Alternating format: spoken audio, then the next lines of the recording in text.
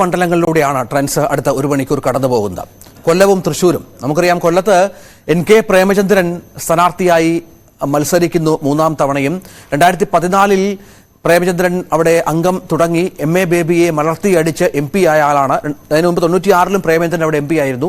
2019 വലിയ വിജയം പ്രേമചന്ദ്രൻ, ഏതാണ്ട് 1,48,000 വോട്ടിന്റെ ഭൂരിപക്ഷം നേടിയാണ് പ്രേമചന്ദ്രൻ ബാലഗോപാലിനെ അന്ന് വലിയ മത്സരത്തിൽ അട്ടിമറിച്ചത്, തോൽപ്പിച്ചത് എന്നുള്ളത് പ്രധാനപ്പെട്ട കാര്യമാണ്. അവിടെയാണ് ഇത്തവണ മുകേഷാണ് പ്രേമചന്ദ്രന്റെ എതിരാളിയായി കളത്തിലിറങ്ങുക. കൊല്ലം ലോക്സഭാ മണ്ഡലങ്ങളിലെ നിയമസഭാ മണ്ഡലങ്ങൾ നമുക്കറിയാം. ചവറ, പുനലൂർ, ചടയമംഗലം, കുണ്ടറ, കൊല്ലം, ഇരവിപുരം, ചാത്തന്നൂർ എന്നീ നിയമസഭാ മണ്ഡലങ്ങളാണ് കൊല്ലത്തുള്ളത്. ഇതിൽ ഈ ഏതാണ്ട് എല്ലാ മണ്ഡലങ്ങളിലും, കുണ്ടറ ഒഴിച്ച് ബാക്കി എല്ലാ മണ്ഡലങ്ങളിലും ഇടതുപക്ഷത്തിന്റെ മൃഗീയ മേധാവിത്വമാണ് എന്നുള്ളതാണ് ഏറ്റവും പ്രധാനപ്പെട്ട കാര്യം. കുണ്ടറയിലാണ് PC വിശ്വനാഥ് MLA ആയി കഴിഞ്ഞ തവണ വിജയം നേടിയ സാഹചര്യമുള്ളത്. പക്ഷേ മറ്റ് മണ്ഡലങ്ങളിലെല്ലാം വലിയ വിജയം ഇടതുമുന്നണി നേടിയ പശ്ചാത്തലം കൂടിയുണ്ട്. പക്ഷേ പ്രേമചന്ദ്രന് അവിടെ ലോക്സഭയിൽ ഒരു പ്രത്യേകതയുണ്ട്. സർവസമ്മതനാണ്, ജനകീയനാണ്, വികസന കാര്യത്തിൽ തൽപരനാണ്, ഏറ്റവും കൂടുതൽ MP ഫണ്ട് ചിലവാക്കിയ MP-മാരിൽ ഒരാളാണ്. ആ പ്രേമചന്ദ്രനോട് ഇത്തവണ ഏറ്റുമുട്ടാൻ സർപ്രൈസ് സ്ഥാനാർത്ഥിയായി കൊല്ലം MLA കൂടിയായ M. മുകേഷാണ് രംഗത്തിറങ്ങിയിരിക്കുന്നത്. ഇരുവരും പ്രചരണം ആരംഭിച്ചു കഴിഞ്ഞു. UDF ആദ്യമായി പ്രഖ്യാപിച്ച സ്ഥാനാർത്ഥി കൂടിയാണ് പ്രേമചന്ദ്രൻ എന്നുകൂടി മനസ്സിലാക്കണം. NK പ്രേമചന്ദ്രനും M. മുകേഷും തമ്മിലുള്ള മത്സരം അത് ഇത്തവണ കുറച്ചുകൂടി വീര്യം കൂടും എന്നും കാണണം. കാരണം മുകേഷ് അവിടെ സർവസമ്മതനാണ്. MG രേണുക കൊല്ലത്ത് നമ്മോടൊപ്പം ചേരുന്നുണ്ട്. രേണുക, കൊല്ലത്ത് ഇനി BJP സ്ഥാനാർത്ഥിയെക്കുറിച്ച് മാത്രമേ ഉള്ളൂ ഒരു വ്യക്തത വരാൻ. പ്രേമചന്ദ്രൻ അവിടെ മൂന്നാം തവണ മത്സരിക്കുന്നു. പ്രേമലു, കൊല്ലത്തിന്റെ പ്രേമലു എന്ന ഷിബു ബേബി ജോണിന്റെ ക്യാപ്ഷൻ കൊല്ലം ജനത ഏറ്റെടുത്തു എന്നാണ് ലഭിക്കുന്ന വിവരം. പ്രേമചന്ദ്രന്റെ പ്രചരണ പരിപാടികൾ ഏതു ഘട്ടത്തിലായി? അതിന്റെ വിശദാംശങ്ങൾ എന്തൊക്കെയാണ്?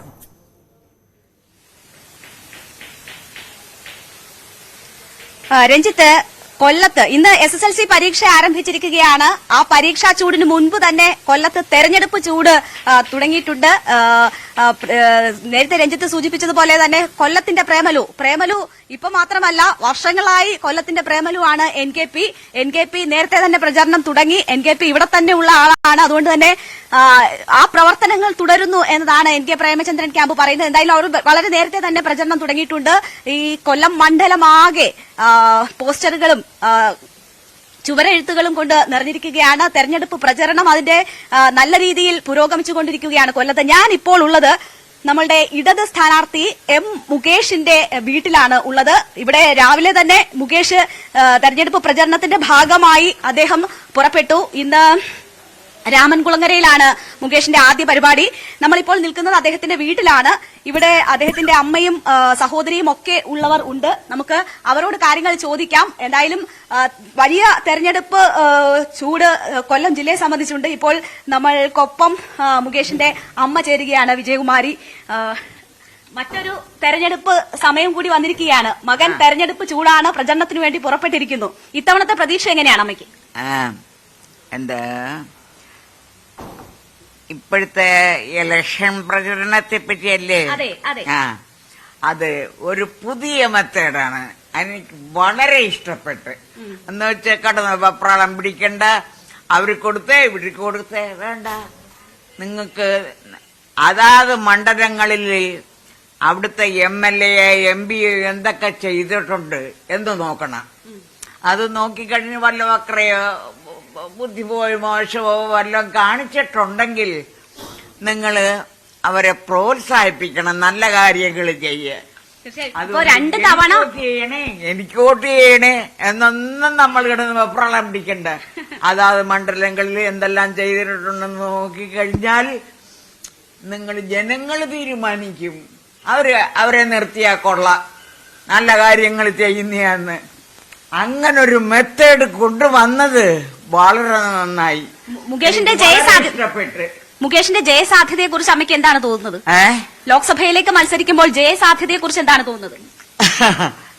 ഇപ്പൊ മത്സരിക്കുന്നത് അത് ഇവിടെ മുകേഷിനെ പാർട്ടി തന്നെ തീരുമാനിച്ച്. മുകേഷിന് നിൽക്കണമെന്ന് ആഗ്രഹമില്ലായിരുന്നു. സത്യം പറഞ്ഞ ഭയങ്കര ഉത്തരവാദിത്വം. അമ്മ, എനിക്ക് അഭിനയിക്കാൻ പോകാനും ഒക്കുന്നില്ല. ഇത് രണ്ടും കൂടെ നമുക്ക് ശരിയാകുന്നത്. ജനങ്ങൾക്ക് വേണ്ടി എന്തും ചെയ്യാൻ ഞാൻ തയ്യാറാണ് എന്ന് പറഞ്ഞ് അങ്ങനെ ഇരിക്കുമ്പോഴത്തേക്ക് ഇനി നിൽക്കത്തില്ലെന്ന് വിചാരിച്ചിട്ട് അന്നേരമാണ് ഈ രൂപം വന്നത്. പാർട്ടി അങ്ങ് തീരുമാനിച്ച് മുകേഷാണ് കൊല്ലത്തെന്ന്. പക്ഷെ ഒന്നും വേണ്ടിയില്ല. അവർക്കതൊരു ഇഷ്ടമായിട്ട് തോന്നിയിട്ടാണല്ലേ. പിന്നെ അതിന്റെ പുറകിൽ വരുന്ന എന്തെല്ലാന്ന് വെച്ചാ അതെല്ലാം സഹായിക്കാൻ തന്നെയാണ് ഞാൻ. അതുകൊണ്ട് ഞാനൊന്നും പറഞ്ഞില്ല. ഞാൻ നിൽക്കുന്നമ്പാ. ഞാൻ പറഞ്ഞു നല്ല കാര്യങ്ങൾ ചെയ്യണം. അത് അച്ഛൻ പറഞ്ഞു തന്നിട്ടുണ്ട്. പാർട്ടിയിലെ സങ്കല്പങ്ങളിലെല്ലാം നീ അച്ഛൻ വലുതാ, പക്ഷെ ശല്യക്കാരനല്ല, നല്ല കരുത്തനായ ആള് കണ്ടോ ഇരിക്കുന്നത്. ഞാനും മാഞ്ചേട്ടനുമായിട്ട് 1-2 വയസ്സിന് വിശേഷമല്ല, 16 വയസ്സിന്റെ വ്യത്യാസമാണ്. ഞാൻ ബാലനടിയായിട്ടാണ് കമ്മ്യൂണിസ്റ്റാക്കിയ നാടകത്തിൽ ചെല്ലുന്ന. എനിക്കൊന്നും അറിഞ്ഞുകൂടാ. അവിടെ നല്ല ഹാപ്പി ആയിട്ട് ഞാൻ പോയി വന്ന് അവിടെ നോക്കുന്ന എന്താ ചെല്ലുമ്പോ ഭയങ്കര സ്വീകരണം. പിന്നെ എപ്പോഴും കാറിനകത്ത് പോകാം, നല്ല ഭക്ഷണം, പിന്നെന്താ വേണം എനിക്ക്. ഒരു ഇപ്പൊ 2 തവണ മുകേഷ് MLA ആയി. ഇനി അടുത്ത തവണ MP ആയി കാണാനാണോ അമ്മ ആഗ്രഹിക്കുന്നത്? അത് പഴയ നാടകത്തിലെ കാര്യല്ലേ. അതോ രാജഗോപാലൻ നായർ പുനലൂർ അഡ്വക്കേറ്റ്, അതാണ് അന്നത്തെ KPSCയിലെ ആള്. അന്നേരം എനിക്കതൊന്നും സത്യത്തെ അറിഞ്ഞുകൂടാ. അങ്ങനെ മാഞ്ചേട്ടൻ സെക്രട്ടറി അവര് തെരഞ്ഞെടുത്ത് 2 സമിതികൾ ഉണ്ടാക്കിയ ഇഷ്ടംപോലെ നാടകം കളിക്കാം, പാർട്ടിക്ക് നല്ലൊരു വരുമാനമാകുമല്ലോ എന്നും പറഞ്ഞു അങ്ങനെ ഉണ്ടായതാണ്. KPSCയിൽ 7 കൊല്ലം ഞാൻ ഉണ്ടായിരുന്നു. പക്ഷെ 25-ാം വർഷം ആഘോഷിക്കുമ്പോഴും ആ കൊച്ചുകുട്ടിയായിട്ട് തന്നെ ഞാൻ എടുത്തത്. ഞാൻ അഭിനയിച്ച്. അമ്മ പ്രചരണത്തിന് ഇറങ്ങാൻ തീരുമാനിക്കുന്നുണ്ടോ? പ്രചരണത്തിന് ഇറങ്ങുമോ? പ്രചരണത്തിന് മുകേഷിന് വേണ്ടി പ്രചരണത്തിന് ഇറങ്ങുമോ? അത് ഇല്ലെന്നല്ലേ പറയുന്നത്. വല്ല വീടുകളിലും പോയി. ഞാൻ ഇപ്പം വീട്ടിൽ ഇരുന്ന് തന്നെ ഞാൻ വരുന്നിടത്ത് ഏതാ മണ്ഡലം എന്ന് ചോദിക്കും. അത് കൊല്ലം മണ്ഡലമാണ്. ഞാൻ പറഞ്ഞ് വോട്ടുണ്ട്. അന്നേരം നിങ്ങളെ പഴയ MLA അന്നേരം നൌഷാദ്, അങ്ങനെ കുറച്ച് ഭാഗങ്ങളില് ഈ ഭാഗമൊക്കെ നൌഷാദാണ്, അപ്പുറത്തെ ഭാഗമാണ് മുകേഷിന്. അന്നേരം ഈ മുൻവശമൊക്കെ ചീത്തയായി കിടക്കുന്നത് നൌഷാദിന്റെ കടമയല്ലേ അത് ചെയ്യേണ്ടത്. മുകേഷ് പറയുകയില്ല. അവന്റെ വാർഡിൽ ചെന്ന് നോക്ക്, നല്ല സുന്ദരമായ റോഡുകളും മറ്റേതും മറിച്ചതും കടപ്പുറത്തൊക്കെ. അത് അവരൊക്കെ ഇല്ല ചുരുതി വിടത്തില്ല. അതെ, ചുരുതി വിട്ട 3ാമത്തെ അറ്റാക്ക് കഴിഞ്ഞിരിക്കുക. തീർച്ചയായും ഈ കുറച്ച് ആരോഗ്യ പ്രശ്നങ്ങളൊക്കെ അമ്മയെ സംബന്ധിച്ചുണ്ടായിരുന്നു. ഇപ്പോ റെസ്റ്റിലാണ്. എന്തായാലും മോൻ വീണ്ടും തെരഞ്ഞെടുപ്പ് പ്രചരണ രംഗത്ത് സജീവമാകുന്നു. അതിന്റെ സന്തോഷത്തിലാണ്. തിരക്കുകൾക്കിടയിൽ ഇനി കൂടുതൽ ഉത്തരവാദിത്തം വേണ്ട എന്ന ഒരു തീരുമാനം മുകേഷിനെ സംബന്ധിച്ചുണ്ടായിരുന്നു എന്നതാണ് അമ്മ സൂചിപ്പിക്കുന്നത്. പക്ഷേ ഇതാ ഈ രാവിലെ തന്നെ തെരഞ്ഞെടുപ്പ് പ്രചരണ രംഗത്തേക്ക് മുകേഷ് പോയിരിക്കുകയാണ്. രഞ്ജിത്ത്, കൊല്ലത്താകെ വളരെ തെരഞ്ഞെടുപ്പ് ആവേശമാണ് നമുക്ക് കാണാൻ കഴിയുന്നത്. ഇവിടെ ഇപ്പോൾ മുകേഷിന്റെ സഹോദരി സന്ധ്യ ചേച്ചി കൂടി കൊണ്ട് നമുക്കൊപ്പം ചേരുന്നു. ഒരു തെരഞ്ഞെടുപ്പ് ആവേശം കൂടി വരികയാണ്. എന്താണ് ലോക്സഭയിലെ പ്രതീക്ഷകൾ? എന്തൊക്കെയാണ് ലോക്സഭയിലെ പ്രതീക്ഷകൾ? ശുഭപ്രതീക്ഷയായിരുന്നു. ഒരുപാട് കലാകാരന്മാരെ സംബന്ധിച്ചിട്ട് ഉള്ള ഒരു പ്രശ്നമുണ്ടായിരുന്നു. കുറേ നാളായിട്ട് ഞങ്ങൾ അനുഭവിക്കുന്നതാണ്. നമുക്ക് സ്വാതന്ത്ര്യമായിട്ട് കാര്യങ്ങൾ സംസാരിക്കാനോ പ്രകടിപ്പിക്കാനോ പറ്റാത്തൊരവസ്ഥയുണ്ടായിരുന്നു. കേരളത്തിലല്ല, മൊത്തം ഇന്ത്യയിൽ തന്നെ ഉണ്ടായിരുന്നു. ഒരുപാട് റെസ്ട്രിക്ഷൻസ് വന്നിരുന്നു. അപ്പം അങ്ങനെയൊക്കെ വരുമ്പം ഒരാളെയും മൂടിക്കെട്ടാനോ അധികാലം പറ്റില്ല. ഒരു സമയമാകുമ്പോൾ ഇവർ പ്രതികരിക്കും. എന്നും ഈ റിനൈസൻസ് എന്ന് പറയുന്ന ഒരു ഇത് നമ്മൾ പഠിക്കുന്നത്, എപ്പോൾ എങ്ങനെ ഒതുക്കാൻ ശ്രമിച്ചാലും ഒരു ദിവസം ഇവർ പ്രതികരിക്കും. അപ്പം അങ്ങനെ പ്രതികരിക്കേണ്ട ഒരു സമയമായി എന്നാണ് എനിക്ക് തോന്നുന്നത്. അപ്പം നമുക്ക് എല്ലാ കാര്യങ്ങളും തുറന്ന് ചർച്ച ചെയ്യാനുള്ള ഒരു ജനാധിപത്യ രാജ്യമാണ് ഇന്ത്യ എന്ന് പറയുന്നത്, അല്ലെ ഭാരതം എന്ന് പറയുന്നത്. അപ്പം അവിടെ നമുക്ക് അത് പറയാൻ പാടില്ല, ഇത് പറയാൻ പാടില്ല, ഇത് നിങ്ങൾ ചിത്രീകരിക്കാൻ പാടില്ല എന്നൊന്നും പറയാൻ പറ്റില്ല. ഇപ്പൊ ഈ ശരിക്കും പറഞ്ഞാൽ ഒരു പേര് പോലും പറയണമെങ്കിൽ 4 പ്രാവശ്യം ആലോചിക്കണം. നാടകത്തിലായാലും സിനിമയിലായാലും നോവലിലായാലും എല്ലാത്തിലും. രാജ്യത്തെ മൊത്തം സാഹചര്യമാണ് സൂചിപ്പിക്കുന്നത്. മൊത്തം സാഹചര്യം പറയുന്നത്. അത് കേരളം വിഭിന്നമാണോ? അല്ല, മൊത്തത്തിൽ ഉണ്ട്. മൊത്തത്തിൽ ഇതിങ്ങനെ സ്പ്രെഡ് ചെയ്ത് കിടക്കുന്ന ഒരു എന്താ പറയുക, ഒരു സ്വാതന്ത്ര്യം ഇല്ലായ്മയാണ്. അത് നമുക്കൊന്ന് ബ്രേക്ക് ചെയ്യേണ്ട സമയം കഴിഞ്ഞിരിക്കുന്നു. അപ്പൊ അതങ്ങനെ ഉണ്ടാകും എന്നുള്ളൊരു പ്രതീക്ഷയാണ്, ഉണ്ടാകണം. 2 തവണ നിയമസഭയിലേക്കായിരുന്നു മത്സരിച്ചത്. ഇതിപ്പോൾ ലോക്സഭയാണ്, വലിയ വിശാലമായ മണ്ഡലമാണ്. അവിടെയൊക്കെ ഓടിയെത്തണം. എങ്ങനെയാണ് താങ്കളുടെ പ്രതീക്ഷകൾ? എങ്ങനെയാണ് മുകേഷിനെ സംബന്ധിച്ച് എത്രമാത്രം സാധ്യത കാണും? NKP ആണ് എതിർ സ്ഥാനാർത്ഥി എന്നൊരു യാഥാർത്ഥ്യമുണ്ടല്ലോ. എതിർ സ്ഥാനാർത്ഥി എപ്പോഴും പ്രബലനായിരിക്കണം, എന്നാലേ മത്സരത്തിനുള്ള ഒരു വാശി ഉണ്ടാവുകയുള്ളൂ. അല്ലാതെ മത്സരം ഇല്ലല്ലോ. പിന്നെ മത്സരിച്ച് തന്നെ ജയിക്കണമെന്നാണ് ഞങ്ങളെ അച്ഛൻ പഠിപ്പിച്ചിട്ടുള്ളതും. അതാണ് സത്യത്തിനും നീതിക്കും വേണ്ടി നിൽക്കുക, ധൈര്യമായി നിൽക്കുക. അപ്പോൾ ധൈര്യമായി നിൽക്കുക. ജയവും തോൽവിയും പിന്നത്തെ പ്രശ്നമാണ്. നമ്മുടെ പക്ഷത്തു നിന്ന് നോക്കിയാൽ ഞങ്ങൾ പെർഫെക്റ്റ് ആണ്. എല്ലാ LDF സ്ഥാനാർത്ഥികളും പെർഫെക്റ്റ് ആണ്. അപ്പൊ ആ പെർഫെക്ഷന് വേണ്ടിയിട്ടാണ് എല്ലാവരും വോട്ട് ചെയ്യേണ്ടത്. ഈ മുകേഷിനെ സംബന്ധിച്ചുള്ള ഏറ്റവും പ്ലസ് പോയിന്റ് എന്താണ് കരുതുന്നത്? അദ്ദേഹത്തിനെ സംബന്ധിച്ച് അദ്ദേഹം വളരെ ജനകീയനാണ്. പിന്നെ ലൈറ്റ് ഹാർട്ടഡ് ആണ്. ഒരുപാട് എല്ലാവരെയും സന്തോഷിപ്പിക്കാൻ ഒരു മനുഷ്യന് സാധിക്കുക എന്നുള്ളത് വലിയൊരു ക്വാളിറ്റി ആയിട്ടാണ് ഞാൻ കാണുന്നത്. അദ്ദേഹത്തിന് പലതരത്തിൽ അദ്ദേഹത്തിനെ പിന്നെ എന്താ പറയുന്നത്, മെന്റലി ബ്ലോക്ക് ചെയ്യാനും തളർത്താനും ശ്രമിച്ചാൽ പോലും അദ്ദേഹം പുഞ്ചിരിയോടാണ് അത് കാണുന്നതും അതിൽ തമാശ കാണുന്ന ഒരാളാണ്. അപ്പൊ ജീവിതം അത്ര ലൈറ്റായിട്ട് കാണുന്ന ഒരാൾക്ക് ചുറ്റും നിൽക്കുന്നവരിൽ ഒരു സന്തോഷത്തിന്റെ പ്രകാശം പരത്താൻ സാധിക്കുന്നുണ്ട്. അത് പതിറ്റാണ്ടുകളായ ഒരു നടൻ എന്ന നിലയിൽ മുകേഷിന് അത് സാധിക്കുന്നുണ്ട്. ജനപ്രതിനിധി എന്ന നിലയിൽ ഏതാണ്ട് 7.5 കൊല്ലമാകുന്നു. ഇതിപ്പോൾ ഒരു ഭാരിച്ച ഉത്തരവാദിത്വം എന്ന് തന്നെ പറയാം.